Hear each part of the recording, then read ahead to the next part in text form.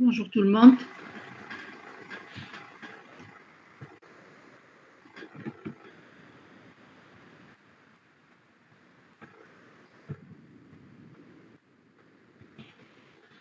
C'est bon? Est-ce que vous m'entendez? Je vous ai laissé quand même le temps de vous connecter.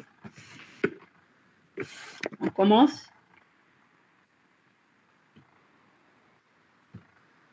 Est-ce que vous m'entendez? Oui, madame. D'accord. Oui, madame. Très bien. Je vois que vous n'êtes pas nombreux. D'accord? Vous n'êtes pas du tout nombreux. Alors, on va travailler les chaînes de Markov à temps continu. Donc, on a fini les chaînes de Markov à temps discret.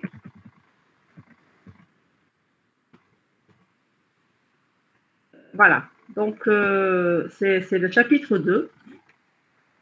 Donc, les chaînes de Markov à temps continu, donc c'est toujours des chaînes de Markov, donc c'est des processus stochastiques à espace d'état discret, mais dans lesquels le temps est continu.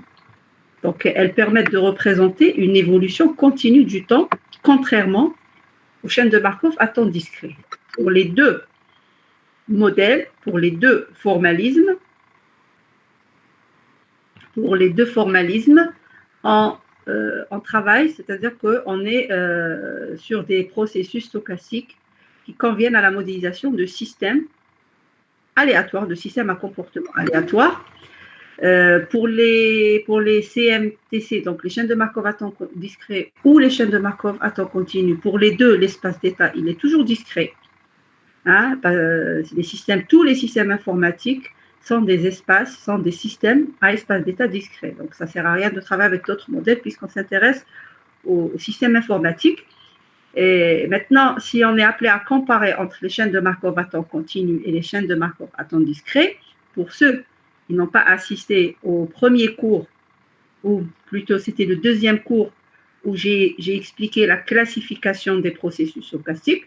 Donc, rappelez-vous, j'avais donné un arbre et un schéma, donc sous forme d'un arbre. Et puis, tout à fait en bas, donc une fois qu'on est arrivé à une chaîne de Markov, on l'a décomposée en deux.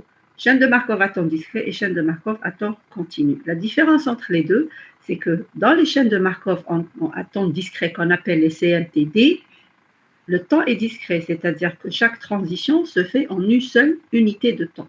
Par conséquent, toutes les transitions sont supposées avoir la même durée de temps, c'est-à-dire une unité de temps. Contrairement aux chaînes de Markov à temps continu, qu'on appelle les CMTC, qui permettent la modélisation de systèmes dans lesquels le temps est continu, d'une part, et d'autre part, pour que le système passe d'un état à un autre, il faut une action. Et toutes les actions n'ont pas forcément la même durée de temps. Ce n'est pas une unité de temps. D'accord? Donc, je peux avoir une action qui me permet de passer de l'état 1 à l'état 2 qui est rapide. Et ensuite, l'action ou l'opération qui me permet de passer de l'état 2 à l'état 3 qui est lente. Et donc, ça va être une autre durée moyenne de temps. En tout cas, l'évolution, elle est continue. Donc, un processus stochastique à espace d'état discret, bien sûr, l'espace d'état, il est toujours discret. Donc, il est dénombrable, l'espace d'état. Il n'est pas fini. Il peut être fini comme il peut être infini. D'accord? Bon, dans ce chapitre, on travaille sur les chaînes de Markov à espace d'état, bien sûr, dénombrable, fini. Et vous allez voir que dès que je passerai au fil d'attente, ça va être le dernier chapitre, le chapitre 4, on a 4 chapitres. Ça, c'est le deuxième. Alors, je précise que les CMTD, c'est le chapitre le plus long. C'est pour ça qu'on a passé beaucoup de temps dessus. Les autres chapitres, ils sont plus courts que les CMTD. Donc, ce que je disais, dans ce chapitre, on s'intéresse aux chaînes CMTC à espace d'état dénombrable fini. Et avec les files d'attente, on va voir que on va travailler avec les CMTC à espace d'état toujours dénombrable, mais infini. Donc, l'espace d'état, on n'en parle pas. Et puis, le temps, il est continu, comme je l'ai expliqué. Et puis, nous avons la propriété de Markov, la propriété de perte de mémoire. Ça, c'est la propriété qu'on a discutée le deuxième cours, quand on a démarré les chaînes de Markov, donc les processus stochastiques, j'avais expliqué. Donc, qu'est-ce qu'elle dit, cette définition? Elle dit tout simplement que la probabilité que l'état du système à l'instant Tn soit égal à In, c'est-à-dire la probabilité que le système soit à l'instant Tn dans l'état In, sachant qu'il était à l'instant Tn-1 dans l'état In-1 et qu'il était à l'instant Tn-2 dans l'état In-2, etc., etc., jusqu'à l'état du système à l'instant T0 qui est égal à I0, toute cette probabilité, c'est exactement la même chose que si je regarde la probabilité du système à l'instant Tn, sachant où il était à l'instant Tn-1. Donc ça, c'est la propriété de Markov qu'on a expliqué, qu'on a réexpliqué, etc. Donc on ne va pas revenir sur ça, ça a été déjà fait. Donc les chaînes de Markov, elles se caractérisent par la propriété à temps continu ou à temps discret. Les deux se caractérisent par la propriété de Markov. Maintenant, la différence entre les deux, c'est le temps. Donc comme je l'ai dit tout à l'heure, dans le discret, le temps est discret, il est dénombrable. Donc, c'est une unité de temps pour chaque transition, mais là, le temps est continu. Et donc, on ne va pas considérer des instants, l'instant Tn, l'instant Tn plus 1, l'instant Tn plus 2. Non, le temps va être continu. On va voir comment on va le modéliser. Donc, toujours là, c'est en rapport, oui. Oui, je t'écoute. Madame, s'il te plaît. Madame, s'il te plaît, كاين مقارنة ما لست acceptيهم. Ah bon? Oui, il y a 3. Merci.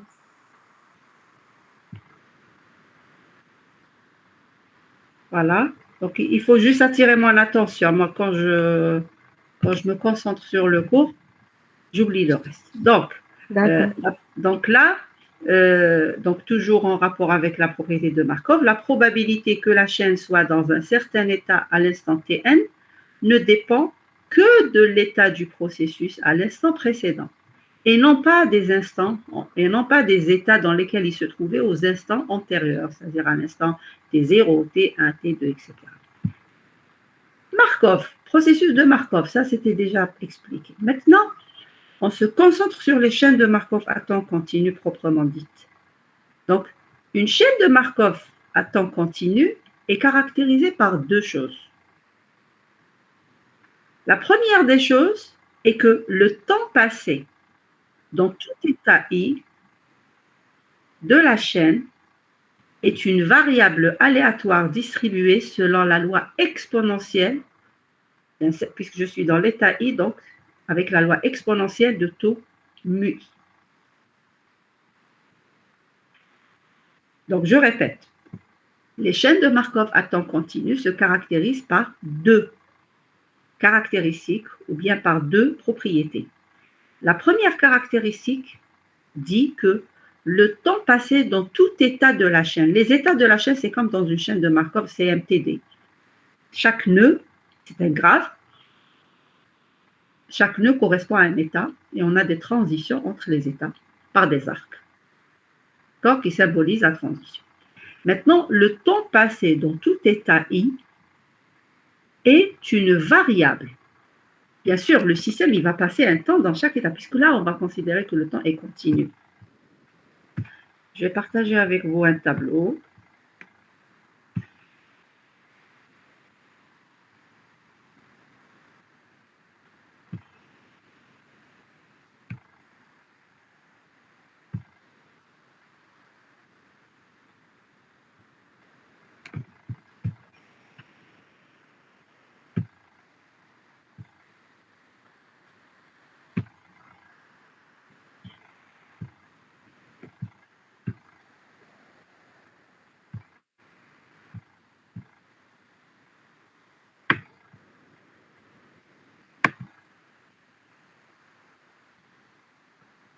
Voilà.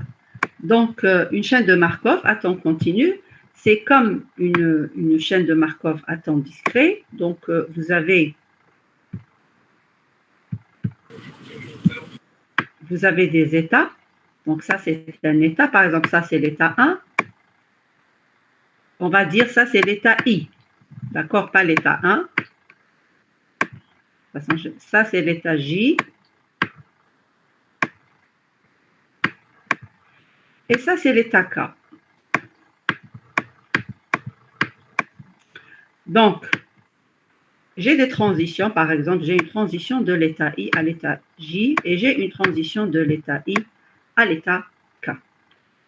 Dans une chaîne de Markov, la première caractéristique, c'est que le temps passé dans tout état I, ou J, ou K, va être une variable aléatoire distribuée selon une loi exponentielle de taux mu I. D'accord? Et donc, quand je dis que le temps passé par le système dans l'état I est distribué, est une variable aléatoire. Le temps passé dans cet état, le temps passé dans l'état I, c'est une variable aléatoire exponentielle de taux mu I. Ça veut dire quoi? Quand j'associe à une durée, à un état, une durée qui est une variable aléatoire distribuée selon la loi de taux mu I. Ça veut dire que le temps moyen passé dans l'état I, c'est 1 sur mu I. D'accord? L'essentiel, donc le temps passé dans l'état I, je lui associe une variable aléatoire exponentielle. Donc, on va manipuler que des variables aléatoires exponentielles parce que la variable aléatoire exponentielle est continue. On utilise l'exponentielle, ce n'est pas moi qui utilise l'exponentielle, mais dans les chaînes de Markov, à l'échelle internationale, quand on parle de chaîne de Markov, on travaille, à temps continu, on travaille avec des variables aléatoires de loi exponentielle. Cette variable aléatoire représente quoi?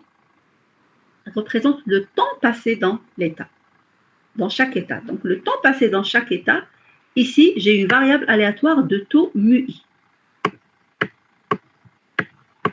Dans cet état, donc le temps passé dans chaque état est une variable aléatoire de taux mu J. D'accord? Le temps passé, c'est une. Donc le temps passé, le temps dans un certain état I, le temps passé dans un certain état I, c'est quoi? C'est une variable aléatoire exponentielle de taux mu I. Voilà ce qu'il faut retenir. Donc, vous pouvez écrire prenez cette remarque, d'accord, sur vos cahiers ou ce que vous voulez.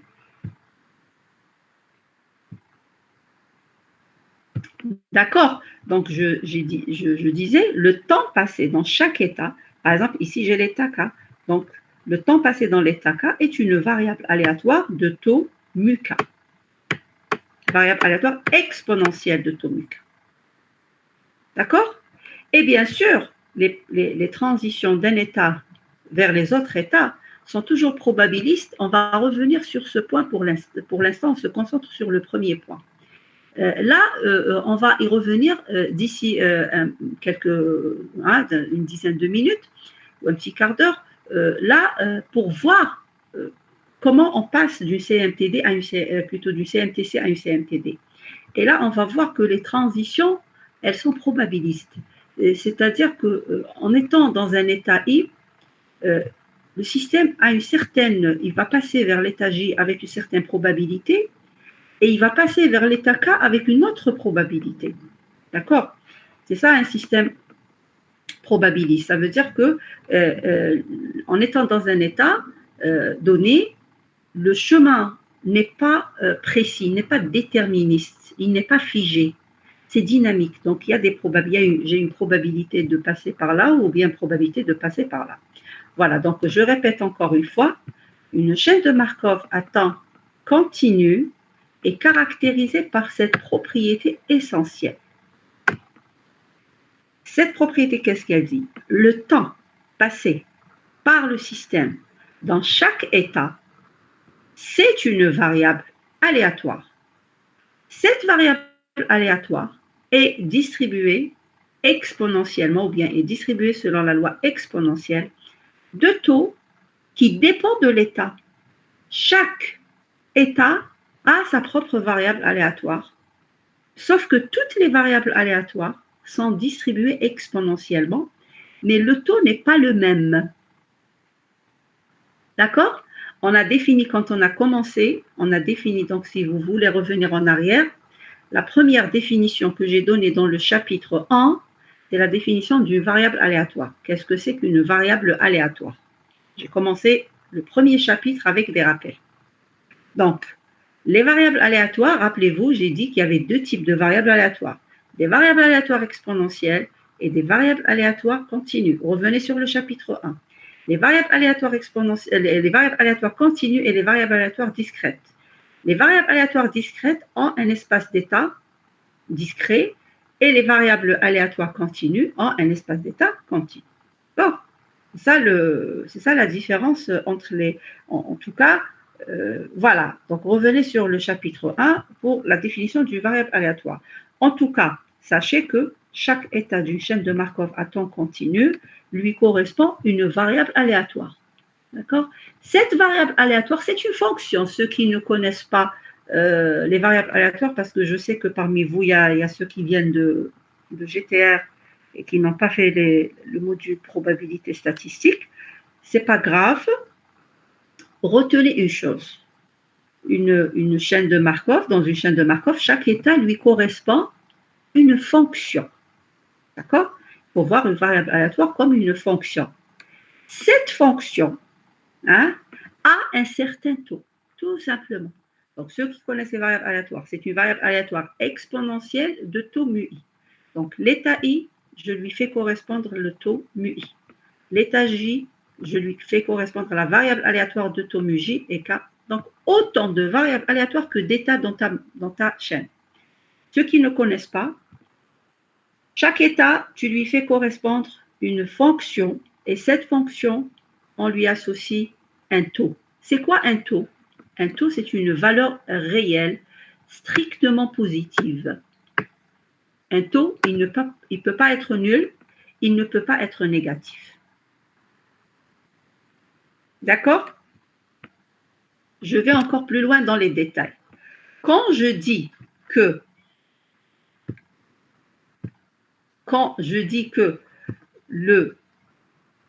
l'état i lui correspond à la variable aléatoire de taux mu i, le taux, c'est une valeur réelle, d'accord? Un taux appartient à R plus étoile.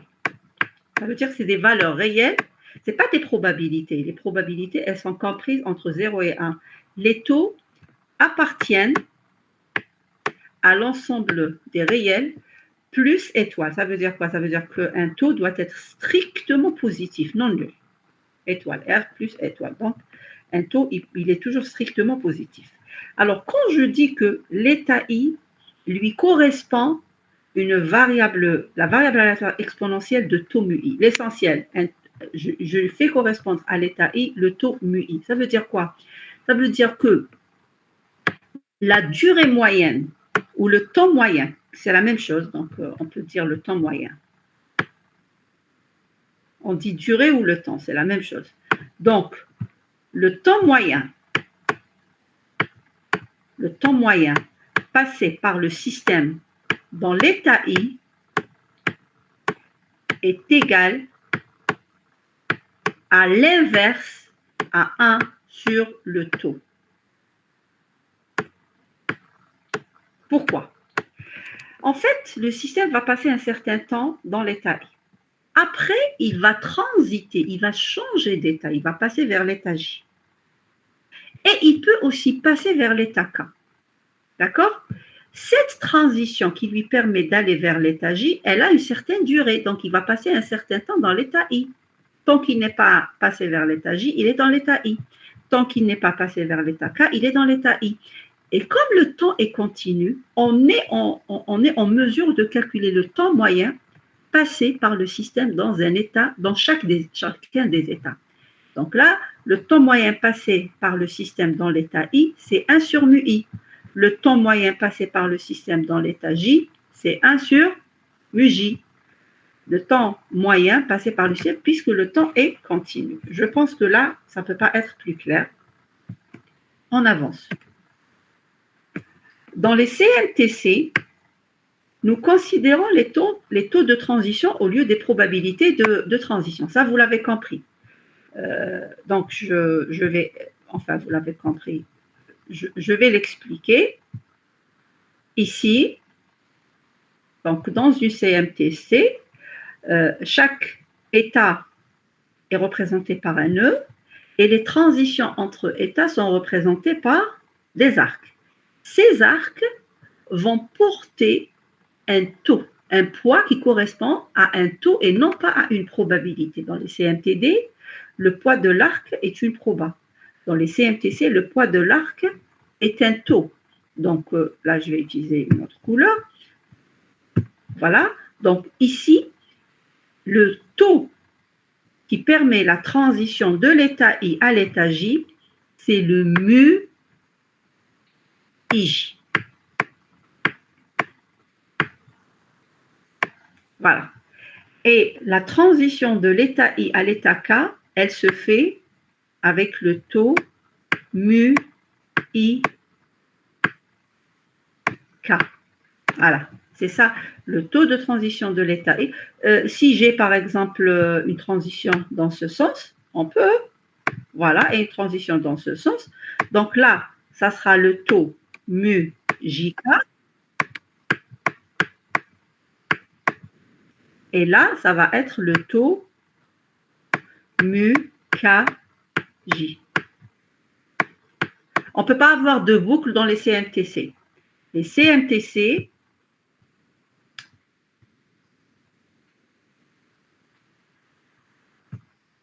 donc une CMTC ne peut pas contenir de boucle. Ça ne veut rien dire. D'accord? On ne peut pas avoir une transition de l'état à l'état. De toute manière, quand on ne change pas l'état, le temps est continu, on reste dans le même état. Ce n'est pas comme les CMTC, les CMTD, on avait des boucles parce qu'il y avait la probabilité de rester sur place une unité après, une unité de temps après, et comme on avait la probabilité de quitter cet état. Là, non. Là, tant que tu n'as pas quitté l'état, tu es ici, et tu n'as pas besoin de représenter ça, parce que ce n'est pas des probas, c'est des taux de transition. Je rappelle, les taux, c'est des valeurs réelles strictement positives. Je peux avoir un taux égal à 30, je peux avoir un taux égal à 0,5, je peux avoir un taux égal à 2, d'accord? Valeur quelconque, strictement positive. Et donc, qu'est-ce qu'elle représente, cette valeur? Donc, cette valeur, ce taux, on l'appelle le taux de transition de l'état I à l'état J. Ça, c'est le taux de transition de l'état K à l'état J. Qu'est-ce qu'il représente, ce taux? Il représente, bon, on reviendra après, on avance un petit peu. Donc, dans les CMTC, nous considérons les taux de transition au lieu des probabilités de transition d'état. Là, vous avez remarqué, je n'ai pas utilisé les probabilités de transition. C'est la même chose. Les états, c'est toujours des nœuds. Les arcs, c'est pour les transitions. La seule différence, il y a deux différences. C'est au niveau des boucles, il n'y a pas de boucle dans le CMTC. Et les poids des transitions, ce ne sont pas des probabilités, mais des taux. Voilà. C'est des taux de variables aléatoires exponentielles. Toutes les durées sont des variables aléatoires distribuées exponentiellement. Maintenant, si on regarde le temps, il y a une différence entre le temps et le taux. Le temps de transition de l'état I à l'état J est distribué selon une loi exponentielle de taux mu IJ. C'est ce que j'ai dit. Tout ça, donc ça c'est un taux. Le taux d'une loi, d'une variable aléatoire de loi exponentielle. Et cette variable aléatoire, elle représente quoi? Elle représente le temps de la transition. Pourquoi? Parce qu'un système, quand il est dans un état, il va passer vers un autre état J. Il n'est pas passé par hasard. Il y a eu un événement, il y a eu une opération, il y a eu un événement, c'est ça. Il y a eu quelque chose. Et ce quelque chose, cet événement, cette action, elle a provoqué le changement d'état du système. Mais cette action,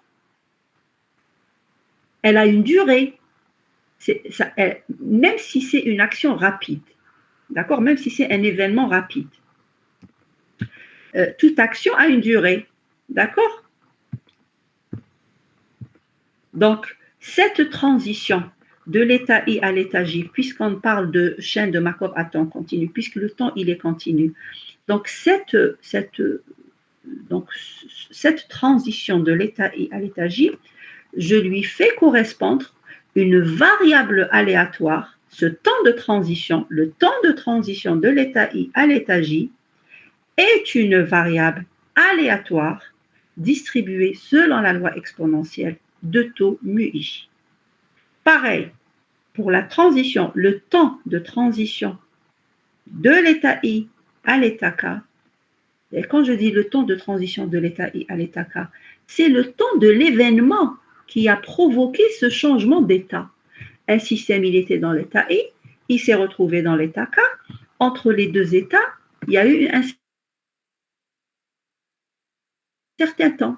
Eh bien, c'est le temps de l'événement qui a provoqué le changement d'état. Ce temps est une variable aléatoire distribuée selon la loi exponentielle de taux mu ik. Donc là, sur le graphe représentant la chaîne de Markov, on ne représente que les taux des différentes variables exponentielles, différentes variables aléatoires distribuées exponentielles. On dit variable exponentielle. Donc ce taux mu ij, qu'est-ce qui représente ce taux mu ij? Eh bien, on a expliqué ce que c'est que le taux mu i. On a expliqué ce que c'est que mu ij. Mu ij, c'est le taux de la variable aléatoire qui correspond au temps de transition de l'état I à l'état J. Et le mu i, c'est le taux de la variable aléatoire qui correspond à l'état I. Alors, par définition, le temps de transition de l'état I à l'état J, n'importe quel état I et J, ça c'est une définition de manière générale. Donc, le temps de transition d'un certain état I à un certain état J est distribué exponentiellement, c'est-à-dire c'est une variable aléatoire exponentielle. Donc, quand je dis le temps est distribué exponentiellement, ça veut dire que le temps est une variable aléatoire distribuée exponentiellement de taux mu ij. En d'autres termes, j'associe à la transition de I à J un taux mu ij. Ce taux mu ij est égal à mu I multiplié par PIJ. Il est égal à mu I multiplié par la probabilité de transition. Donc, je vais effacer pour reprendre quelque chose de propre. Donc, si j'ai un état I, voilà, un état J et un état K, j'ai une transition de I à J, une transition... Vous m'entendez, je ne parle pas seule. Oui, madame. Oui, madame. Très bien. Donc, de I à J. Donc, ça veut dire quoi? Ça veut dire que, bon, je vous montre ce qu'on représente. Donc, sur une chaîne de Markov à temps continu, on représente juste les états, les arcs et les taux de transition entre états. C'est tout ce qu'on montre. Donc, quand on vous demande de modéliser, c'est comme ça que tu modélises. Mu IJ, mu IK. Voilà. Maintenant, ça, c'est la modélisation. Maintenant, ce que je vais ajouter en rouge, c'est pour expliquer.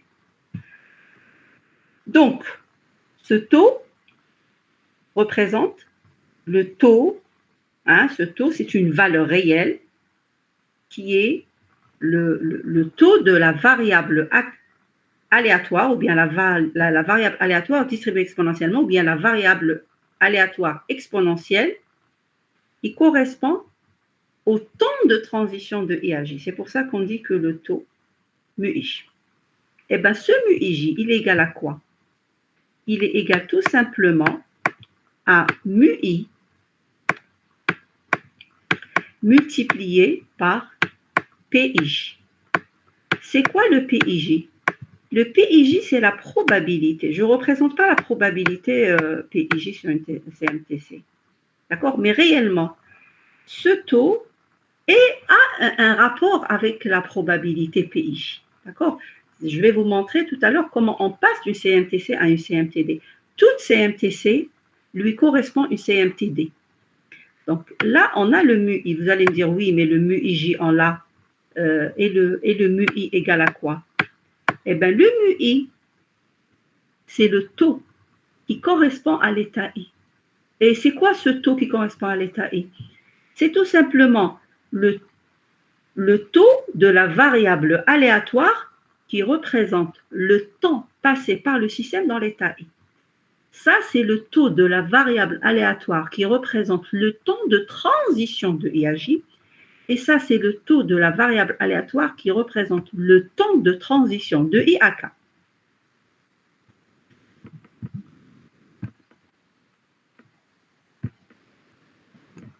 D'accord? Donc, il y a un lien entre le MUIJ et le MUI. La même chose, le MUIK, il est égal à quoi le MUIK? Allez-y. MUI fois PIK. Voilà, c'est MUI fois PIK.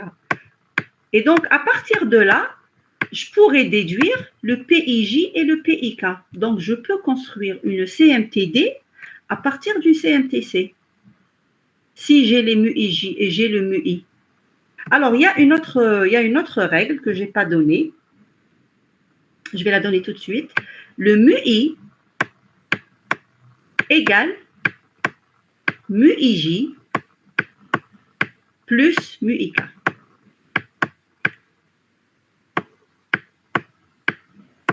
C'est un peu normal.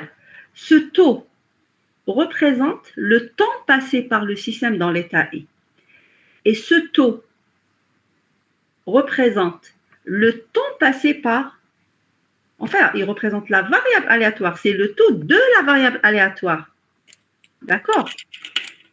Donc, le taux MUI égale au taux MUIJ plus le taux MUIK. Donc, si j'ai par exemple le MUIJ, j'ai le MUI, je peux déduire le MUIK. Et donc, si j'ai ces deux taux, je pourrais déduire le MUI. Et en ayant le MUIJ et le MUI, je pourrais déduire le PIJ. Je pourrais déduire aussi le PIK. Donc, je pourrais construire ma CMTD. On va le faire tout à l'heure. Donc, l'essentiel pour l'instant, le temps de transition de l'état I à l'état J est distribué selon une loi exponentielle de taux MUIJ. Le taux MUIJ égale au taux MUI. Le taux MUIJ, c'est le taux de transition de I à J, et le taux MUI, c'est le taux de l'état I. Le taux MUIJ, c'est toujours le taux de l'état source, pas l'état J, de l'état source, multiplié par la probabilité de transition de I à J. Maintenant, ça je l'ai déjà dit, le temps passé dans l'état I est aussi exponentiel, et aussi une variable aléatoire distribuée exponentiellement de taux MUI. Voilà. Est-ce qu'il y a des questions sur ça? C'est clair. MUIJ pour la transition, MUIK, transition, MUI, c'est pour l'état I. De la même façon, j'ai aussi pour l'état J, j'ai aussi ici, j'associe un taux MUJ. Et donc, si j'ai une transition de J à K, ça va se faire par le taux MUJK. Et donc, le taux MUJK, il va être égal à quoi? MUJ plus fois PIJ. IK. Voilà. MUIJ va être égal à MUJ fois PJK. JK. Voilà. D'accord. Et est-ce qu'il y a un lien entre MUJ et MUJK par rapport à cet exemple? Égalité. Exactement. Il y a une égalité entre les deux. Pourquoi? Parce qu'on a dit que le taux correspondant à un état égale à la somme des taux sortants. Le taux MUI égale à la MUIJ plus MUIK. Parce que là, j'ai supposé qu'il y a deux sorties. Donc, c'est la somme des deux. Là, il y a une seule sortie. Ça veut dire que le taux MUIJ égale au taux MUIK. Voilà, donc ça, ça, vous allez voir comment on va s'en servir dans les exercices. Donc, vous avez compris, c'est ça le noyau. Si vous avez compris ça, vous avez compris 80%, enfin, pas 60% du CMTC. Maintenant, on va un petit peu récapituler ce qu'on vient de dire. Donc, une CMTC peut être décrite de deux façons. C'est comme une CMTD. Une CMTC, elle a deux deux représentations possibles. On peut la représenter par... Vous connaissez ce Tarek? Est-ce que vous connaissez l'étudiant Tarek? C'est un utilisateur suspect. Oui, madame. Il est de RST? Oui, madame. D'accord.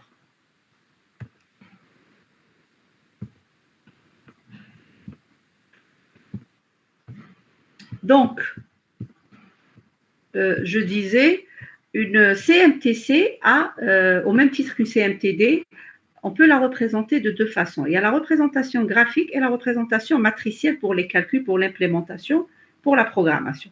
Mais sinon, pour la conception, pour un travail théorique, on travaille sur le graphique. Donc, graphiquement, elle peut être représentée par un diagramme. On l'appelle le diagramme de transition d'état. Ça, c'est un diagramme de transition d'état. Il représente des états, il représente les transitions entre états. Ou bien matriciellement par une matrice des taux de transition. Dans les CMTD, on avait une matrice de probabilité de transition, et là, on a une matrice des taux de transition. Pourquoi? Parce qu'on a des taux de transition au lieu des probas, tout simplement. Cette matrice, bon, il y a les livres français l'appellent la matrice des taux de transition, et il y a un autre nom, c'est générateur infinitésimal, parce que les livres en anglais l'appellent infinitesimal generator, donc c'est un peu en anglais, d'accord? Voilà.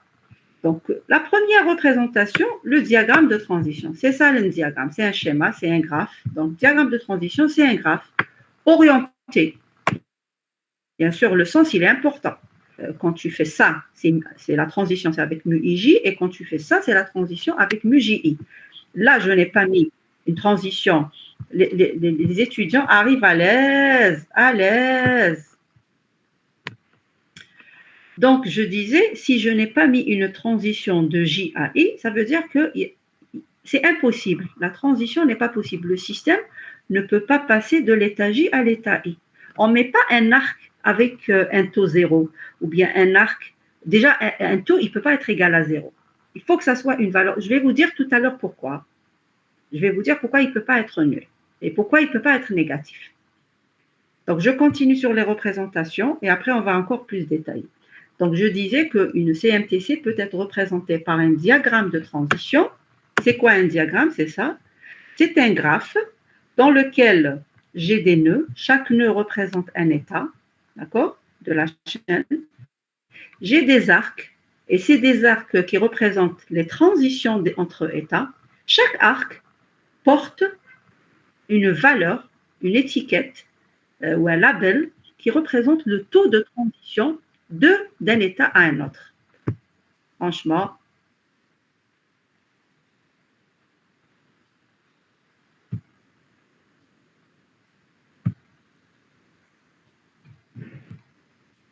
d'accord? Donc, sur une représentation graphique, sur un diagramme de transition, on ne met pas les MUI. Pourquoi on ne met pas les MUI? Parce que tout simplement, le MUI, c'est la somme des autres taux. On ne met que l'essentiel. Je ne mets pas les taux qui correspondent aux états. On met juste les taux des transitions. D'accord? Voilà, ça c'est pour la représentation graphique. Celui qui a une question, pose sa question. Ne laissez pas avancer sans comprendre. C'est clair jusqu'à présent? Madame, s'il vous plaît, Le diagramme de transition. Oui. Dans le diagramme de transition, donc une chaîne de Markov, on peut la représenter soit par un diagramme de transition, c'est un graphe, ou bien par une matrice, comme la CMTD. Le diagramme, qu'est-ce qu'il contient? Il contient des nœuds. Chaque nœud correspond à un état. Là, ça veut dire que j'ai 3 états. Ce système est modélisé par 3 états, l'état I, l'état J, l'état K. Et on met aussi les arcs. C'est des arcs orientés. Et donc, je mets un arc de l'état I à l'état J. Cet arc doit porter un poids. Le poids dans une CMTC, on ne met pas les probabilités de transition, on met les taux de transition entre états. D'accord? Oui, je vous le dis maintenant, puisqu'elle a posé la question.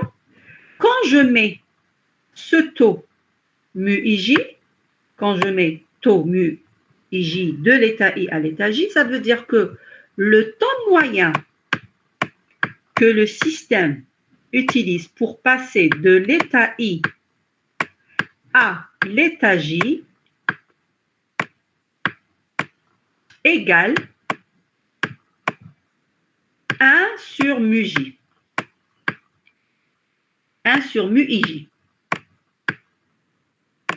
Toujours, il faut retenir cette règle. Un taux moyen, un temps moyen, c'est l'inverse. Le temps moyen, c'est l'inverse du taux. Alors, pour ceux qui ont fait probabilité, ils savent pourquoi. Parce que le temps moyen, c'est une espérance de la variable aléatoire exponentielle. Ceux qui ont fait probabilité, vous vous rappelez la variable aléatoire exponentielle a une espérance. C'est quoi l'espérance? C'est la moyenne. La moyenne. Même au lycée, vous avez fait ça. D'accord? Quand vous avez fait proba au lycée en terminale. Donc, le temps moyen, c'est l'espérance.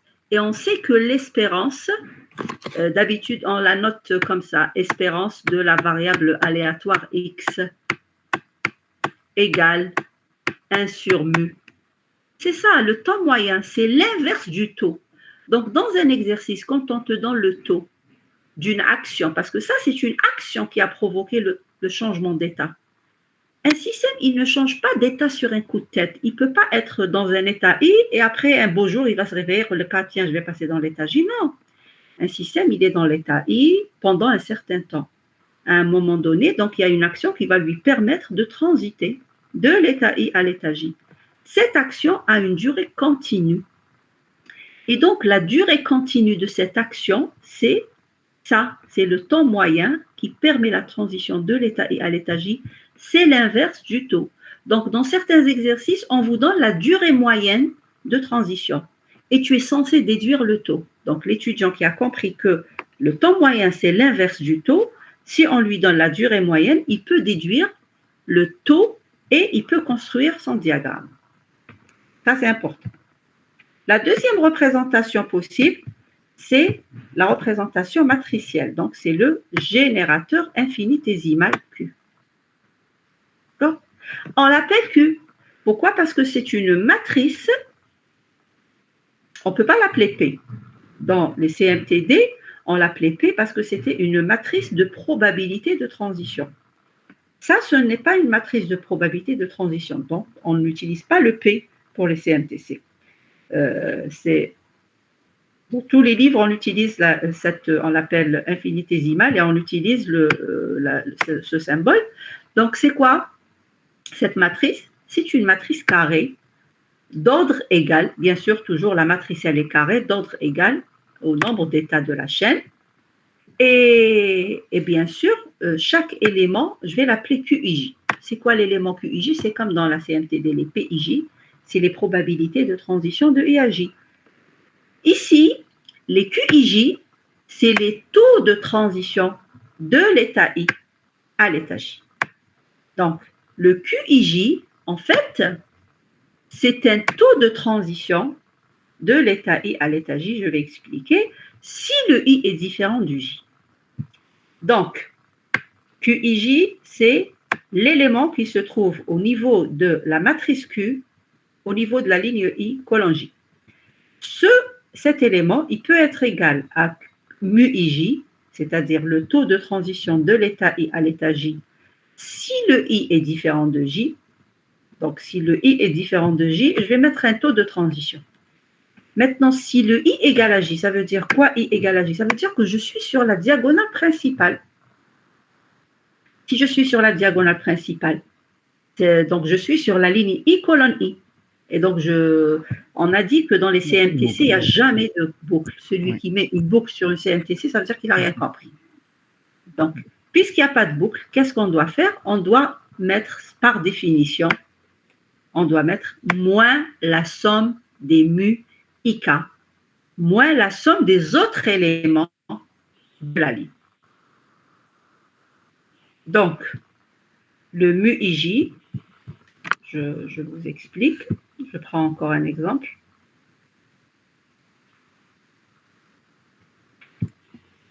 Regardez, par exemple, j'ai un état 1, j'ai un état 2, voilà, par exemple. Et de là à là, j'ai un taux 5, un état 3, et là j'ai un autre taux, je ne sais pas, un quart par exemple. C'est n'importe quelle valeur. Voilà. Voilà.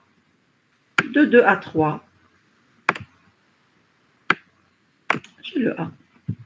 Ou bien, je ne sais pas, 10, ça peut être un taux, n'importe quel taux. Donc, la matrice Q, ça va être tout simplement une matrice d'ordre 3. 3 fois 3, puisque, d'accord, c'est une matrice d'ordre 3 fois 3.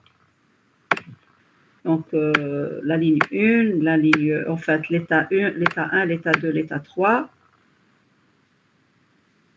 Pareil ici, 1 et 2 et 3. Donc, comment on va remplir cette matrice? Ben, QIJ, par définition, égale à mu IJ si le I est différent de J. Ça veut dire quand je ne suis pas sur la diagonale, je vais prendre tout simplement le taux de transition. S'il y a transition, je prends le taux. S'il n'y a pas de transition, je prends un 0. Donc ici, de 1 à 2, je mets 5. De 1 à 3, un quart. Il n'y a pas la règle de la somme égale à 1, la somme des éléments de la niche. On n'est pas dans la CMTC. On n'est pas dans la CMTB. De 2, travaillons dans ce sens. De 2 à 1, il n'y a rien. 0. De 2 à 3, on a le 10. De 3 à 1, il n'y a rien. De 3 à 2, il n'y a rien. Je peux ne rien avoir, il n'y a aucun problème. Maintenant, je reviens sur la diagonale pour la compléter. Donc, qu'est-ce que je vais mettre sur la diagonale? Je vais appliquer cette règle. Qu'est-ce qu'elle dit, cette règle? Si I égale à J, donc je suis sur l'élément QII, ça va être moins la somme des mu IK pour le cas allant de 1 à n et le cas est différent de I. Ça veut dire quoi? Ça veut dire, quand je viens ici, la valeur va être égale à la somme des autres mu IK qui se trouvent sur la même ligne. D'accord? Et qui sont différents de celui-là. Donc là, je vais calculer le 5 plus 1 quart, ça nous fait 20 fois 5, c'est 21 sur 4. Donc là, ça va être moins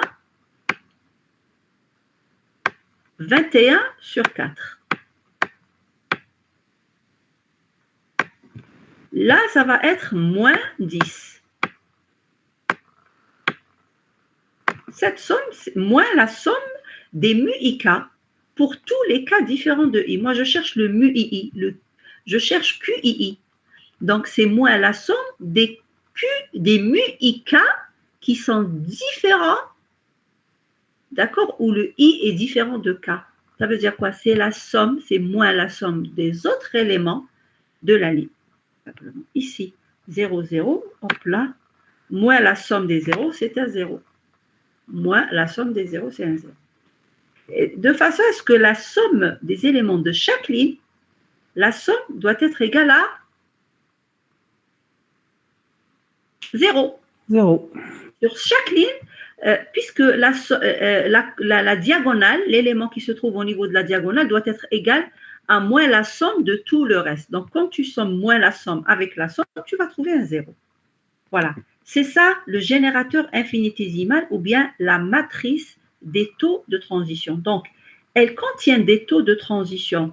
Mais un étudiant qui n'a pas bien compris, si je lui donne la matrice et je lui demande de construire le graphe, il ne saura pas le faire. Pourquoi? Parce qu'il croit qu'il a une boucle avec un taux négatif.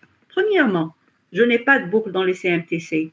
Deuxièmement, le taux ne peut jamais être négatif. Troisièmement, la règle de construction du générateur infinitésimal dit que ça égale à moins la somme de tout le reste.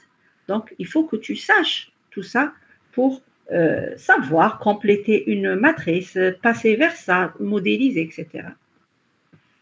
Est-ce qu'il y a des questions sur ce slide? Donc, je peux représenter une CMTC soit par une représentation graphique, soit par le générateur infinitésimal qui contient les taux de transition quand il y a des transitions, 0 quand il n'y a pas de transition, et sur la diagonale principale, on doit appliquer cette règle pour avoir la somme des éléments de chaque ligne égale à 0. Voilà, on a été clair ici.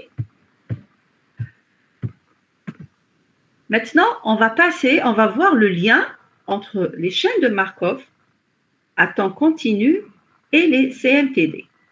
Donc, il y a un lien très fort entre les CMTC et les CMTD. Ce lien est dû au fait que chaque CMTC lui correspond une CMTD incluse. Chaque CMTC, toute CMTC, a une CMTD incluse. Je peux déduire, j'ai dit implique, je n'ai pas dit équivalent, j'ai dit implique. Je peux passer d'une CMTC à une CMTD. L'inverse n'a pas de sens. D'accord? On part dans ce sens. Donc, à partir d'un taux, je peux déduire des probas. J'ai commencé à expliquer, on va encore expliquer. Donc, ça, c'est une CMTC. Donc, j'ai 3 états, IJK, MU-IJ, MU-IK.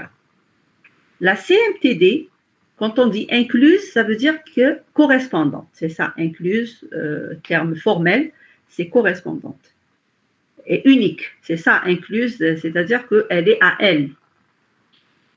Donc, ici, bien sûr, pour la CMTD, il y aura toujours les mêmes états, puisque c'est des espaces d'état discrets. Puis, si celle-là, elle est finie, celle-là, elle sera finie. Si celle-là est infinie, celle-là, elle sera infinie.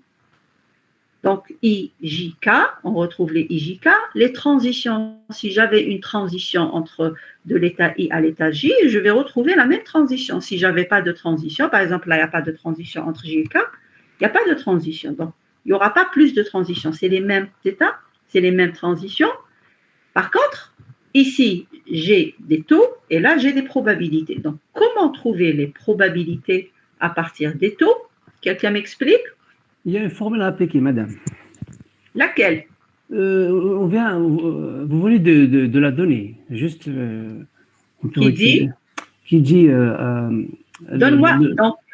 Le taux est égal au taux de IK, par exemple, plus la probabilité. Donc, on déduit la probabilité si on a les deux valeurs. Donc, on peut déduire la probabilité. Donc, j'ai donné cette formule, MU-IJ égale UI plus la probabilité de I à J. Voilà. Celui qui m'a posé la question, il a la voix d'un enseignant. Celui qui a parlé en premier. Moi? Oui, toi. Non, je ne suis pas enseignant, madame. Non, mais tu as la voix d'un enseignant. Tu ferais un bon enseignant plus tard. Merci, madame. Travaille dans ce sens. Ok, merci. Donc, MU-IJ, c'est MU-I fois PIJ. Et donc, je peux déduire ce PIJ en divisant le MU-IJ par quoi? Vas-y, l'enseignant. PIJ est égal, donc c'est le taux de IJ divisé par le taux de I. Voilà. Donc, la probabilité de transition de I à J, le PIJ, égale à ce taux, c'est le MU-IJ, que je divise par MU-I. Et le MU-I, comment je peux le trouver, le MU-I? Ici, comment je peux trouver le MU-I? C'est pas la somme de MU-I. Hein? La somme de UIG plus UIK. Voilà. C'est mu, c'est pas U, c'est mu. Mu, MU. D'accord? Donc, voilà.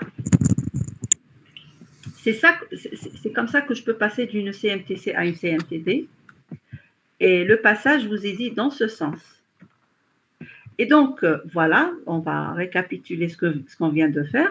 La CMTD incluse dans la CMTC de générateur U, et dont les termes sont QIJ, donc sont donnés. Bon, bref, la CMTD incluse dans une CMTC et dans laquelle on a les MUIJ. Donc, les MUIJ, ça va être tout simplement un MUI fois PIJ. Ça, c'est la définition. Le taux de transition d'un état I à un état J, il est toujours égal à la probabilité de transition de l'état I à l'état J multiplié par le taux MUI correspondant à l'état source. Et ça, c'est le taux de la variable qui représente le temps passé par le système dans l'état I. Et ça, c'est le taux de la variable qui représente le temps de transition de I à J. Donc, à partir de ça, je peux déduire que le PIJ égale à MUI divisé par MUIJ divisé par MUI. D'accord? Et donc, MUIJ en là, et le MUI, ça va être la somme de tous les MUIK, de tous les MUIK, avec K différent de I, parce que je ne peux pas avoir MUII. Il n'y a pas de boucle dans les CMTC. Il n'y a pas de boucle.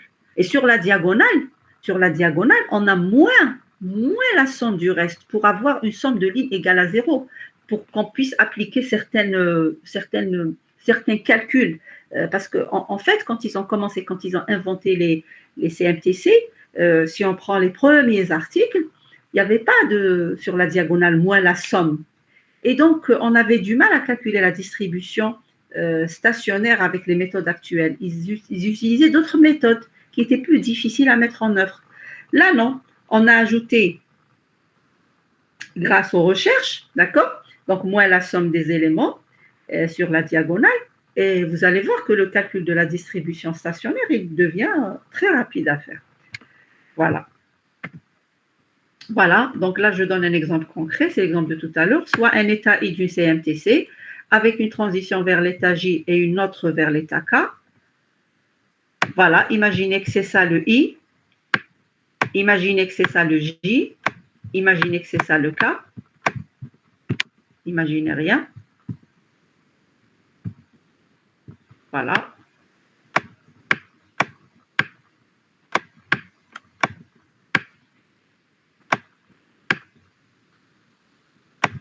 Voilà. On a ça. Voilà, on a ça. Donc, ici, ça, c'est la CMTC. Donc, si je vais construire ma CMTD, ça va être la même chose. Les mêmes états IJK, les probas. Ici, il y aura des probas. Cette proba PIJ, pour la calculer, je vais appliquer ça. Donc, soit un état I du CMTC avec une transition vers J et une autre transition vers l'état K. Là, je vous donne un exemple, c'est-à-dire que je vous explique à partir d'un état I et je mets deux états sortants. Après, il peut avoir une sortie, il peut avoir aucune sortie, un état, comme il peut avoir plusieurs sorties. Donc, vous généralisez. Le temps passé dans l'état I est exponentiel de taux MUI. Ça, c'est ce qu'on a dit tout à l'heure. Donc, je fais correspondre ici. Là, je suis en train de répéter. Hein, MUI, voilà. Donc, partant de l'état I, la variable aléatoire mesurant le temps de transition vers l'état J, respectivement vers l'état K, suit aussi une loi exponentielle de taux MUIJ vers le J et de taux MUIK vers le K. Le MUI égale à MUIJ plus MUIK. La somme, le taux correspondant à un état égale la somme des taux, la somme des taux représentant le taux des variables aléatoires représentant les temps de transition et les temps des opérations. Donc, ce taux, donc pour faire court, MUI égale à la somme. MUIJ égale à MUI fois PIJ. Donc, PIJ égale à MUIJ divisé par MUIJ plus MUIK et PIK égale à MUIK divisé par MUIJ plus MUIK. Voilà. Donc là, tout étudiant peut passer, et tout le monde, pas seulement, d'accord, toute personne peut passer d'une CMTC à une CMTD incluse sans aucune condition. Il n'y a pas de condition. il n'y a pas une condition qui dit que si la chaîne vérifiée telle ou telle propriété, j'aurai une CMTD incluse, autrement non. Non, non, non. Toutes les CMTC, on peut leur faire correspondre une CMTD incluse. D'accord? Une fois que j'ai la CMTD incluse, donc je pourrais faire, donc on peut faire une vérification, une analyse. Alors, on se met d'accord sur une chose. Donc, jusqu'à présent, on a montré comment modéliser une CMTC. On a compris le principe des CMTC. On a vu comment modéliser représentation graphique, représentation matricielle. J'ai montré le passage d'une CMTC à une CMTD. Maintenant, côté analyse. Je vais vers l'analyse, j'arrive à l'analyse des CMTC. Pour analyser une CMTC, c'est comme les CMTD, il y a l'analyse en régime transitoire, il y a l'analyse en régime stationnaire. Pour l'analyse en régime transitoire, comme l'analyse transitoire propre au CMTC, donc comme on utilise des temps continus, si je fais de l'analyse transitoire sur les CMTC, je serai appelé à faire intervenir plus de bagages mathématiques. Il y aura les intégrales, etc. Parce que c'est du continu. Le continu, tu ne vas pas le travailler avec des instants précis. Il y aura des intervalles, il y aura beaucoup de bagages, il faut avoir un bon bagage mathématique et on sera obligé de revenir sur pas mal de notions mathématiques. Comme on n'a pas le temps, et ce n'est pas notre spécialité, ni la vôtre ni la mienne, on est tous informaticiens. Donc, pour l'analyse d'une CMTD, pour l'analyse du CMTC, en régime transitoire, je propose à l'étudiant de passer vers la CMTD et d'appliquer tout ce qu'on a fait pendant plusieurs semaines sur la CMTD en régime transitoire. D'accord? Pour ne pas vous montrer d'autres méthodes propres au CMTC, et autrement, on ne sortira pas de ces deux chapitres. On restera juste avec ces deux chapitres. Le but, c'est que l'étudiant sort avec, je dirais, un peu des notions des différents formalismes. Si demain, dans un cadre, je ne sais pas, d'un master ou d'un doctorat ou d'une même post-doctorale, s'il aura besoin de travailler sur un modèle, il aura au moins une idée, il aura la base pour continuer. Plutôt que de rester sur un ou deux chapitres, on ne fait pas un module sur un ou deux chapitres. Donc, je ne vais pas m'étaler, je ne vais pas détailler l'analyse transitoire des CMTC. Par contre, je vous ai donné l'astuce. On peut passer vers la CMTD incluse et appliquer sur la CMTD incluse tout ce qu'on a vu comment passer. Tu divises ce taux par ce taux, et ce taux, tu le trouves, tu sommes tout ça, tu trouves ça, tu divises ça par ça. Ici, est-ce que je peux trouver une valeur supérieure à 1? Regardez. PIJ égale à mu IJ divisé par mu IJ plus mu IK. Tous les taux sont positifs. Donc, je ne peux pas avoir une probabilité. La probabilité va être positive. Et comme c'est mu IJ divisé par mu IJ plus mu IK, même si mu IK, c'est, imaginez, même si mu IK, c'est 0,3, et je ne sais pas, et là, on va dire que c'est 4. La somme, ça va être 4,3. Donc, quand tu vas diviser, quand tu vas trouver, tu cherches cette proba, ça va être 4 divisé par 4,3. C'est toujours inférieur à 1. Et de ce côté, c'est pareil, c'est 0,3 divisé par 4,3. Ça te fera 3 sur 43. C'est sûr que c'est inférieur à 1. Donc, tu ne risques pas de trouver une valeur au-delà de 1 et tu ne risques pas de trouver une valeur négative. Donc, tu tomberas sur une bonne CMTC, une bonne CMTD incluse, et là, tu pourras faire l'analyse transitoire en appliquant ce qu'on a fait pour ne pas, parce que ça nécessite trop de temps. Maintenant, je vais quand même vous montrer comment faire l'analyse stationnaire parce que c'est rapide, ça se fait rapidement. Donc, au même titre qu'une CMTD, pour faire l'analyse en régime stationnaire d'une CMTC, la chaîne doit vérifier la condition d'ergodicité. On a vu sur l'exercice 2 comment vérifier l'exercice 2 de la série 1, comment vérifier l'ergodicité sur une CMTD finie, donc c'est vérifier des conditions propres au CMTD. Maintenant, pour confirmer l'existence du régime stationnaire d'une CMTC, elle doit vérifier juste cette condition, l'irréductibilité. La chaîne doit être irréductible seulement. D'accord? Je suis dans le cas d'une chaîne finie, bien sûr. D'accord? D'une chaîne finie.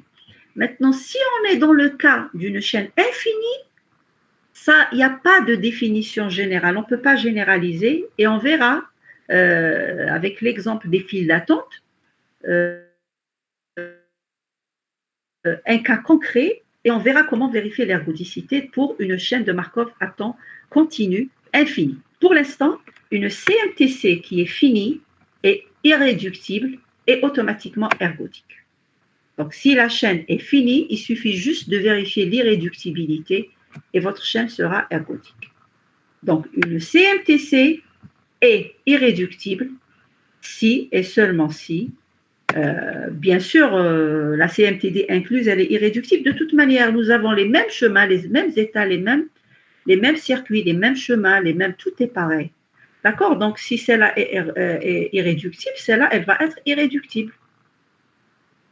Donc, si vous ne voulez pas du tout réfléchir en termes de CMTD, vous pouvez dire tout simplement en termes de graphe, une CMTD ou une CMTC va être irréductible si et seulement si elle comporte une seule composante, une composante fortement connexe pour ceux qui ont fait graphe. Pour ceux qui n'ont pas fait graphe, parce que je sais que certains n'ont pas fait graphe, c'est pas grave, on a déjà expliqué l'irréductibilité de tout état I, on peut atteindre tout autre état J. D'accord?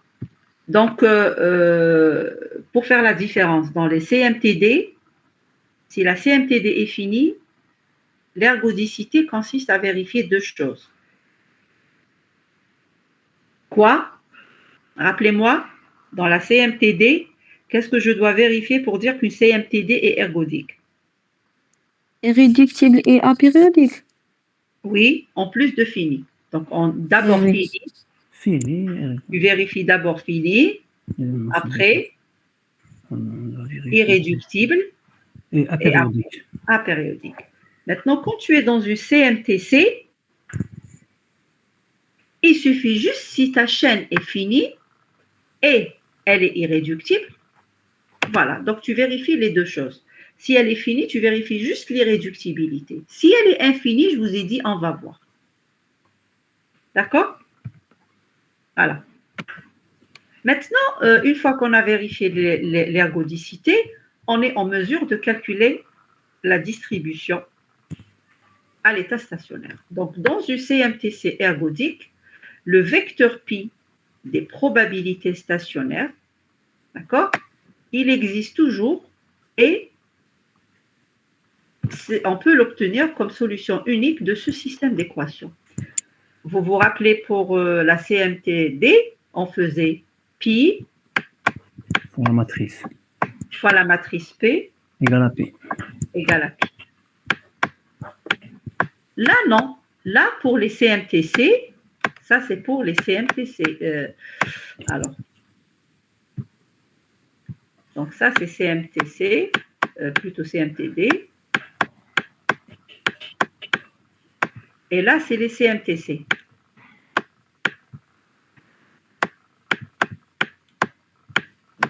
Donc, qu'est-ce qu'on fait? On fait tout simplement ça. Pi, pareil. Notre inconnu, c'est le pi. On a vu comment résoudre sur l'exercice 2. Le pi, c'est l'inconnu. On a notre matrice de générateur infinitésimal. Et sauf que là, c'est pi fois la matrice P égale à pi. Et là, on a pi fois la matrice Q égale à 0. Et pour les deux, vous avez la somme des pi i et qui est égale à 1. L'équation de normalisation, la somme des pi i égale à 1 pour les deux, pour ça et pour ça. D'accord? Pour les deux. D'accord? Donc, la résolution de ce système d'équations nous donnera, quand je résous ce système, donc ça va être un système à n plus une équation et à n inconnu. Pourquoi? Parce qu'on cherche le vecteur. Le but, c'est de trouver le vecteur pi. Le vecteur pi, ça veut dire que je cherche n inconnu. N, c'est la cardinalité de l'espace d'état. Donc, si j'ai par exemple un système à n états, je cherche pi n valeur. Et donc, je vais avoir n plus une équation, que ce soit là ou là. N plus une équation et n inconnu. Si j'ai vérifié l'ergodicité, je trouverai obligatoirement une solution unique. C'est-à-dire, tu ne risques pas. Les étudiants qui me disent des fois solution infinie, ou bien pas de solution, ou bien ils aboutissent à une contradiction pour laquelle il n'y a pas de solution, ou bien ils trouvent une solution négative. Les probabilités, ça c'est la distribution stationnaire. C'est un vecteur de la distribution stationnaire. Donc, ça reste des probabilités. Ça ne peut pas être négatif. Ce n'est pas parce que je travaille sur une CMTC que tu vas trouver des probabilités supérieures à 1. Non. Concernant les taux, c'est des valeurs réelles, strictement positives, non nulles. On n'a pas encore discuté d'histoire le nul. On va en discuter tout de suite. Mais que ce soit pour une CMTD ou une CMTC, quand tu trouves le vecteur de la distribution stationnaire, c'est toujours des probabilités stationnaires. Donc, c'est toujours des probas entre 0, supérieur ou égal à 0 et inférieur ou égal à 1, avec la somme de tout ça égale à 1. Voilà. Et donc, voilà.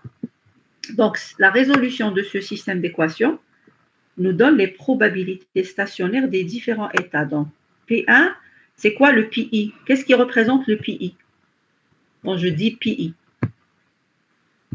PI. Il représente quoi PI? C'est la probabilité. L'état du système à l'instant.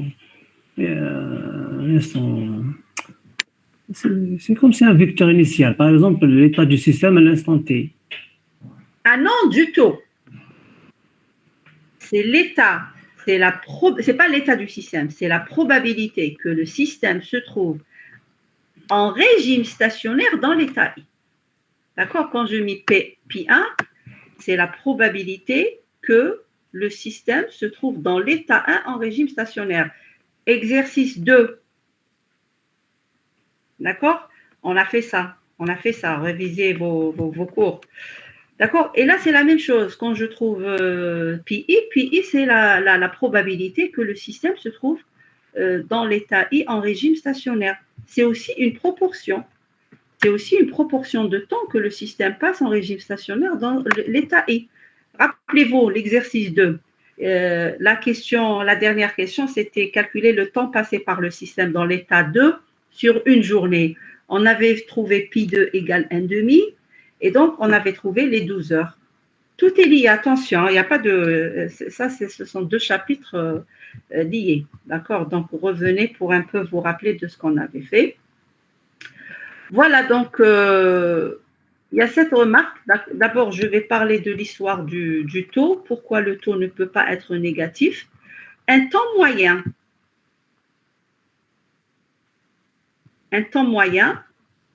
il est égal à quoi? Temps moyen d'une action, par exemple le temps moyen de passer dans l'état I, ou bien le temps moyen de transition de l'état I à l'état J, il est égal à quoi? 1 sur mu IG. Voilà. Le temps moyen de transition d'un état à un autre, c'est l'inverse du taux de transition mu IJ. Et donc, ça veut dire quoi? Ça veut dire que le mu IJ égale à 1 sur le temps. À 1 sur le temps moyen de transition de I à J. Et le temps moyen d'une action, il est toujours le temps d'une action, il est toujours déjà là, le taux, il ne peut pas être, sans regarder ça, déjà à partir de là, le taux, il ne peut pas être négatif. Parce que le temps, il ne peut pas être négatif. Ouais.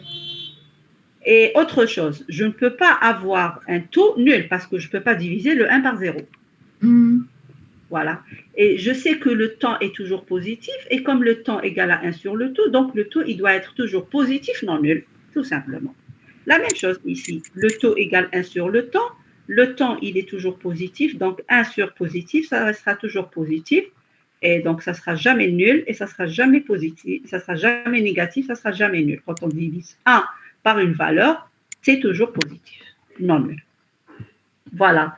Maintenant, cette histoire à l'état stationnaire pour tout état, le flux entrant égale flux sortant, je reviendrai sur ça une fois que j'aurai fait l'exercice du TD. On a fini le cours de CMTC. D'accord? Donc, il faut savoir modéliser avec les CMTC, savoir passer de la CMTC, modéliser en graphisme, c'est-à-dire donner le diagramme, donner la matrice des taux de transition. Il faut savoir mettre les taux là où il faut, à partir de l'énoncé. C'est ça ce qu'on va apprendre avec l'exercice, parce que c'est un peu délicat. Et après, il faut savoir passer de la CMTC à la CMTD si je veux faire de l'analyse transitoire. Si je veux faire de l'analyse stationnaire, vous avez vu, il suffit juste de vérifier l'ergodicité. Si mon modèle est ergodique, c'est-à-dire s'il est fini, je vérifie juste l'irréductibilité. On ne parle pas de période dans les CMTC. Pourquoi? Parce que le temps, il est continu. On ne peut pas parler de période. D'accord? Voilà. La période, c'est la longueur du circuit. C'est le PGCD des longueurs de circuit. Et les longueurs de circuit, c'est le nombre d'unités. Donc ça, c'est dans le temps discret. Dans les CMTC, il n'y a pas de boucle, il n'y a pas de période. Voilà. Donc, on ne parle jamais de période dans une boucle. Avec ça, j'ai terminé le cours des CMTC. Je prends tout de suite, si vous n'avez pas de questions, je commence tout de suite le premier exercice de la série. Des questions? Madame, s'il vous plaît. Oui. Madame, la CMTD est incluse. Est-ce qu'on peut dire la CMTD est incluse? Est-ce qu'on peut la considérer comme une CMTD particulière parce qu'elle ne va jamais contenir de boucle? Tout à fait. Okay. C'est exactement ça. La CMTD incluse est une CMTD particulière. C'est une CMTD, certes, parce qu'il y a des états, parce qu'il y a des probabilités, mais comme elle vient du CMTC et la CMTC n'a pas de boucle, elle n'aura pas de boucle non plus. Ok. Voilà. Madame, j'ai déjà posé la question, mais j'ai éclairci, c'est tout, parce que j'ai bien compris que ma question était incomplète. Il n'y a pas de problème. Posez vos questions, autant de questions que vous voulez. Je n'ai pas de problème avec les questions. Okay. Allez-y. Si vous n'avez pas de questions, on passe au TD. De toute manière, on peut commencer le TD. Et même si vous voyez pendant le TD qu'une question vous vient à l'esprit, n'hésitez pas. On est là pour apprendre.